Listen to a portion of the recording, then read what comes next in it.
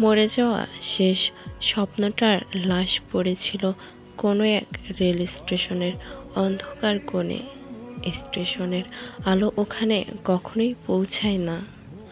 অদ্ভুত, লাশটার চোখে কোনো পাতা নেই, ঠিক যেন মরা মাছের চোখ। মাঝরাতের নিঝুম স্টেশন, কেউ নেই সেই মৃত স্বপ্নের চোখে একবার চোখ রাখবে।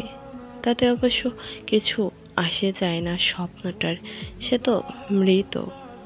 যখন জীবিত ছিল তখনই কেউ দেখেনি তাকে। আচ্ছা, স্বপ্ন যার ছিল সে এখন কই? কি নিয়ে বেঁচে আছে সে?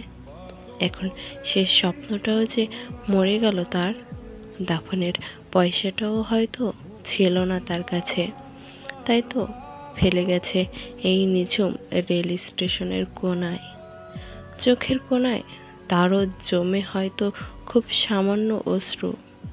আবার কোনো নতুন স্বপ্ন দেখার সাহস তার আর হবে না এ জন্মে।